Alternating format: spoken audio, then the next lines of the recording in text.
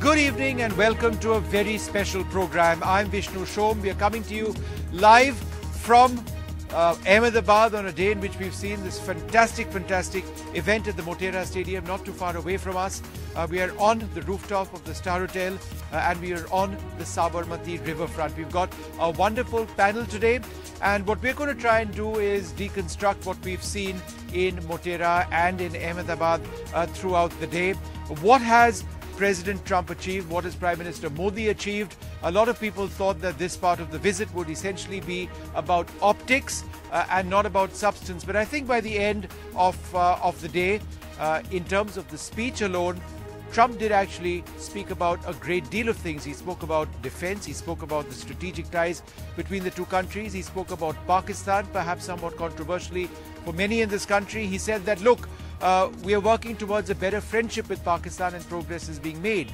He did briefly allude to trade and the fact that that still needs to be sorted out. He spoke about religious diversity in this country and he spoke about the strength of India's democracy. So he did touch on several substantive themes.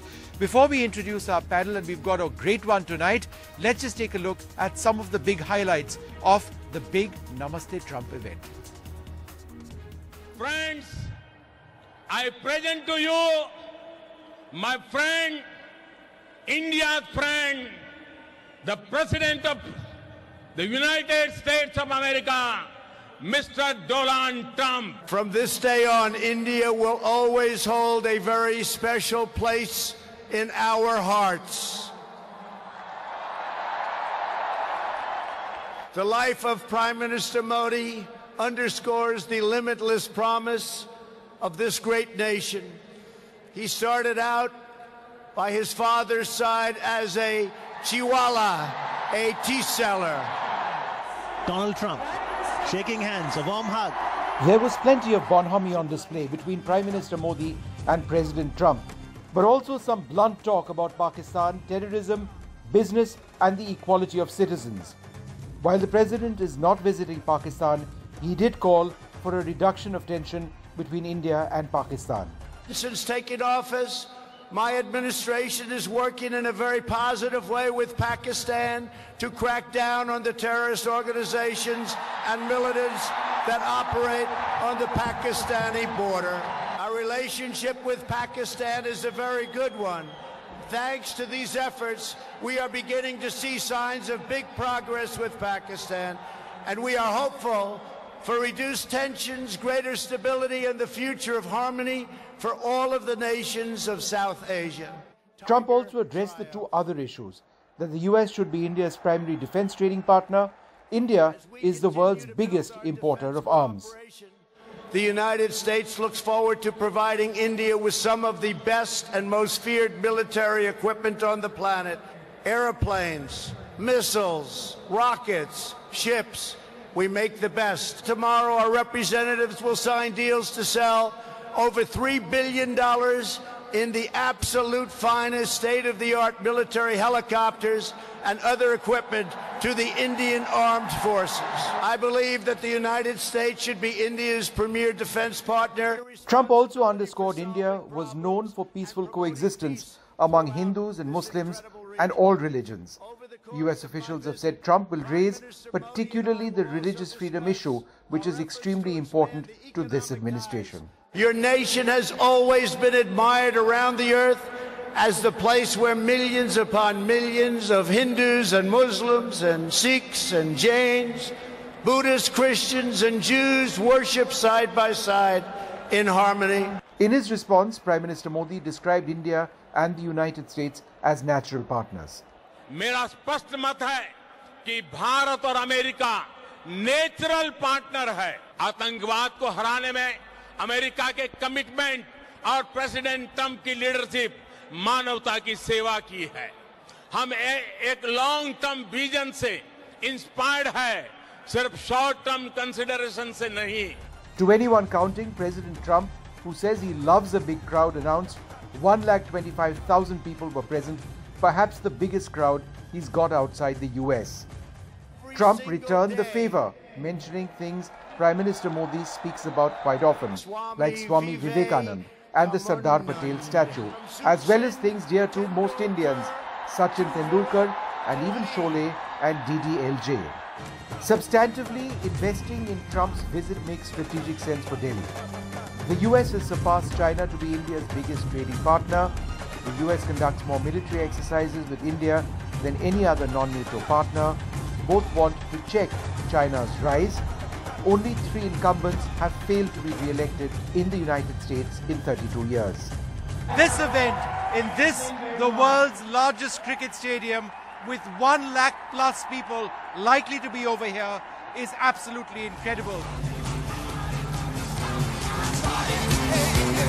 Incidentally, the soundtrack for the Modi-Trump event began with the Village People's Macho Man and ended with the Rolling Stones' You Can't Always Get What You Want.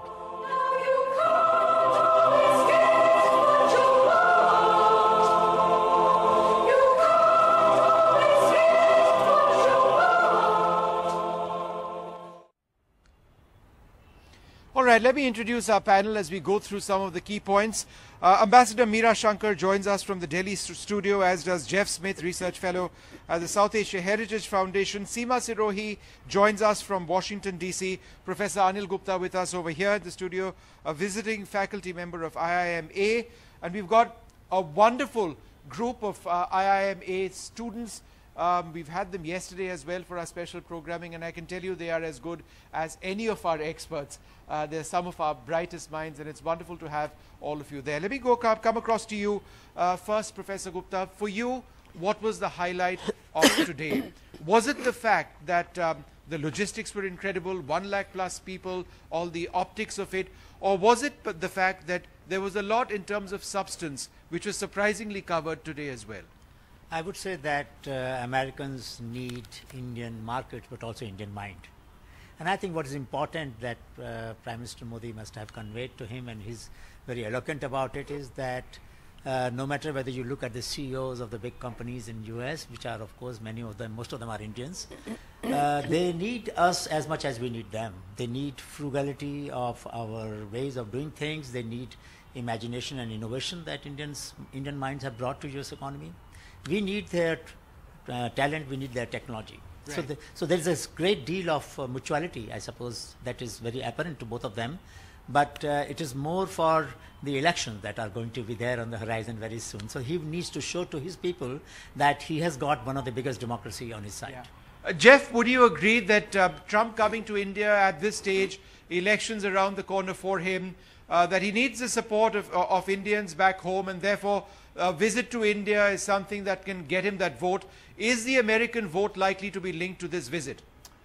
I have to say I'm not quite as persuaded that this visit will have a sort of decisive impact on the Indian American vote at home, or that there could be a sway in that vote that would have a decisive impact on key elections in the U.S. The electoral math just doesn't quite add up to me.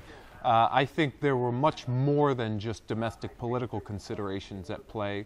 I think it was very important for the president to visit India. I think that the visit happened at all, particularly in the absence of a trade deal, is quite significant.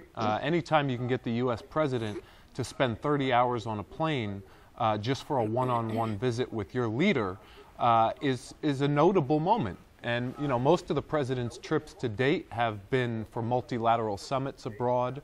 I think this was quite unusual and a sign of presidential commitment to the relationship and the administration's commitment to the relationship. In speech after speech, strategy document after strategy document, they have put India as a centerpiece in a free and open Indo-Pacific strategy. Right. And Seema, let me put that same question to you. Why do you think Trump came at this stage? What does Trump really get out of this visit? There's no trade deal. There is a defense deal, but it's not the biggest defense deal. It's important, but in monetary terms, it's not the biggest. So what brought Trump here? I think it's a bit of everything. I would disagree with my friend Jeff a little bit. There are battleground states where a slice of Indian American vote could make a difference. But overall, I think he came here because he wanted to keep up the tradition of every US president coming to India now. Now it's part of tradition. It's a settled issue. No longer do we have dry spells where for decades an American president wouldn't find time. Secondly, to emphasize the strategic importance of India. Thirdly, the C factor, meaning the China factor. I think Trump would like to maintain this growing strategic partnership, and he shouldn't, he has done a lot in the past 3 years, offered weapons to India that President Obama had not. So, the relationship is growing step by step. Every president is making bigger and bigger strides. So I think that's why he came. But there is an element of domestic politics, I would say. He likes a spectacle, and now his campaign managers are already spinning this visit as him as a global leader, with thousands of Indians in a stadium serenading him. Right. So that's what I would say. Right. In fact, not just thousands, more than a lakh. Trump himself said it was 1,25,000 people. I asked the Gujarat police. They said it's well over a lakh. But either way, the numbers are astounding. I'll come to Ambassador Shankar in a moment. But before I do that, one of you were telling me before the show that in 6 days or 2 weeks or something, everything got fixed. So how did you see Ahmedabad, the city where you live in and you study in, change overnight? Who wants to take that? Yeah? I got it. Sorry. As I told just before the show itself, the capacity of Indians can literally be seen in this 6 days, where Ahmedabad, some of the shabby roads and everything was built within this spectacular city, which I can see right from this rooftop here. I think that shows the actual capacity of our Indians. I think that is where Trump should focus on, that this is what we are capable of. Yeah. I've never seen more banners, cutouts, posters, hoardings, every few 100 meters. How did you guys see that sort of come about in the last couple of days overnight? Is the city cleaner than it's ever been? So basically we saw great deal of difference in last 6 days, and everything was happening at a grand scale, just the way Sankta said.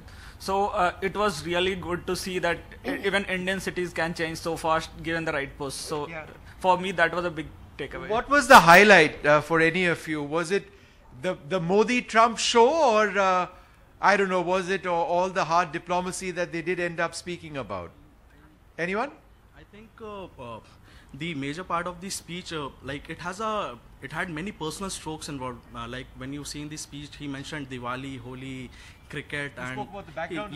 He spoke about Bollywood. He spoke about cricket. So I think he identified those wires and touched them beautifully. Like it was a very warm speech given by President Trump. Yeah, it was. Ambassador Shankar, that's an interesting point actually that one of the students here mentions, that this was it took Trump onto the teleprompter for a change. He wasn't repeating sentences. It was a prepared speech, and he covered so much. And I think by and large, a lot of people feel it was a very warm speech at so many levels, at the level of India and the United States, but also substantively at the level of his friendship and his equation with Prime Minister Modi. How would you look at the speech itself? No, I think the speech hit all the right buttons as far as the Indians are concerned. It touched upon our culture, our sports, our history, our achievements in the economic field in recent years, and the fact that we have done it as a democracy. It celebrated our diversity and our ability to live together in peace, and I think it stressed America's commitment to India as a friend and as a strategic partner. So in a sense, it reflects the importance and the time and energy that both sides have invested in the relationship over the years, and a maturing of the strategic partnership. Sure. Haribhai Patel, Vice Chairperson of the Republic Hindu Coalition, joins us as well.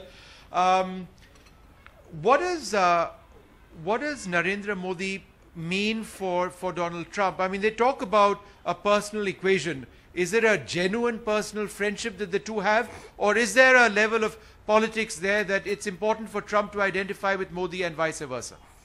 This is genuine. Actually, how you are actually looking each and everything politically.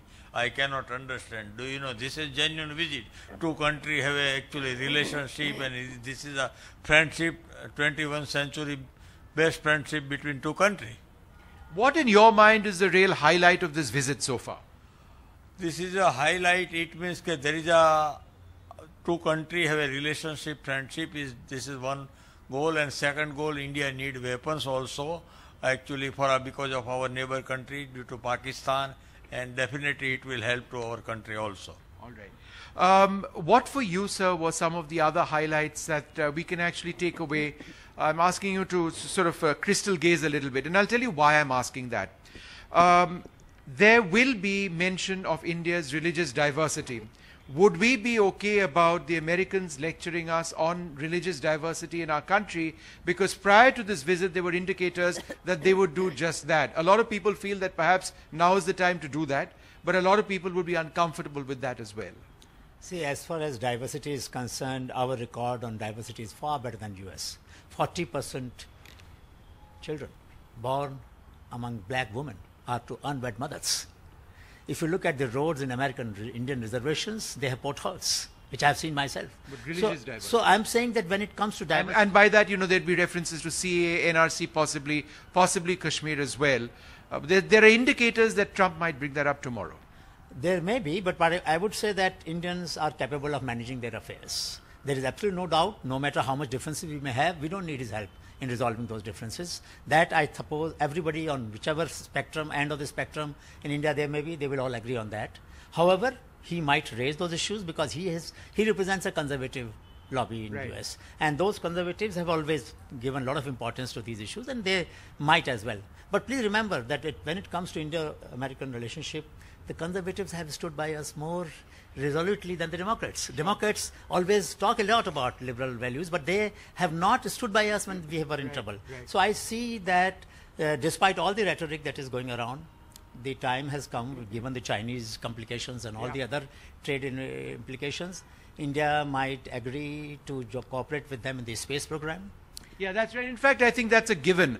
So that's one very important takeaway from this visit, because though it is true that we have had sanctions for dual-use technologies, but that's what I'm saying. So therefore, now that those sanctions are gone, there is a great deal of possibility that we will work together. Absolutely. We provide the least cost launch vehicles in the world. And some of the finest imaging satellites and communication satellites. Let me just go quickly across to Jeff one more time. Jeff, is there a bit of a duality over here? On the one hand, India and the United States have this very close counter-terrorism perspective. We've been fighting about counter-terrorism against terrorism for a very long time, and yet in a short period of time you'll see America sign an agreement with the Taliban, and now, that doesn't work for us in India. We believe that if it's a terrorist group, it's a terrorist group. There can be no exceptions. So is there a bit of a duality or a change over there that New Delhi will need to accept from America? Well, while I respect India's concerns about what's happening in Afghanistan, I mean, India has stakes in the matter. It's a part of the region. And so I do believe that India has important interests there, and India deserves a seat at the table when Afghanistan's future is being negotiated. But with all due respect, it's not India's call to make. It's not India that's been at war there for almost 20 years. It's not Indian soldiers that have been dying on the front line. And so President Trump's calculation on Afghanistan, I think, in part reflects some of the fatigue among the American public. And his decisions are being made independent of regional considerations, but hopefully trying to take regional sensitivities at least into account and make sure that if there is a withdrawal and if there are negotiations with the Taliban, that they're done in as responsible a manner as possible, mitigating any potential negative consequences. As I said in the last segment, I think it is important that President Trump has demonstrated he's not willing to accept just any deal that's on the table because he wants to pull out at all costs. He very much does care about the terms of the deal. He very much does want this to be a responsible withdrawal. And frankly, he's very much willing to stay if he doesn't feel the Taliban is willing to honor its commitments or subscribe to a reasonable deal or enter into good faith negotiations with the Afghan government. And so there are a lot of complex dynamics at play right now, and we're just going to have to see. Ambassador Shankar, would you agree that underlying the India-United States equation at this stage is the China factor? That in as much as India and the United States try and engage China primarily at the economic level, there are huge strategic concerns at a growing China. And therefore the bedrock of the India-United States strategic equation is China. That's where the United States believes India has a real role. And therefore everything sort of stems or comes out of that belief. Would you agree? I think that's one of the primary movers of the strategic partnership, because both countries have challenges with regard to China, which is becoming extremely assertive, sometimes even aggressive in pursuit of its interests in Asia. Clearly, for both India and the United States, while we wish to have a non-conflictual relationship with China, we also don't want an Asia under Chinese hegemony. So the question of how to balance China and anchor it in international law and international institutions in the manner in which it behaves in this region, I think is an issue which both countries confront. But there are other aspects, because India is a large country. It is a potential mega market of the future. And for India, to develop, we need access to finance and technology, which the US has in abundant measure. And it is our largest partner for technology tie-ups for Indian companies and for financial tie-ups for Indian companies. And then on the other side, for the US, the creation of expanding markets is of interest to their companies. Their biggest companies are in India. There are 2,000, I think, or so American companies in India, and some of their biggest e-commerce companies. So trade and economic interests on both sides cement the relationship. Then there is the relationship between the people. You mentioned the form Indian Americans in the US. Now, I wouldn't really look at it strictly in political terms, but if you look at it socially also, most Americans now would have had a professor at university who was an Indian American, particularly if they were doing the sciences, maths, or economics. Most Americans would now have gone to a big fat Indian wedding, which they would never have done in the past. And most, I think there are 20. Ambassador, I'm just, and finally, one last factor would be that we do share democratic values, even if those may not be the primary mover of the relationship. It gives a comfort level when you are dealing with each other. Well, I'd like to thank all of you very much for joining us. We are completely out of time on this program, but tomorrow is going to be a big day when the business end of this visit actually takes place. That important defense deal will be signed. What else will be discussed? And there's, of course, the joint statement where we'll expect to see a lot more. I'd like to thank all of you very much for being with us. We're completely out of time. Till then, goodbye.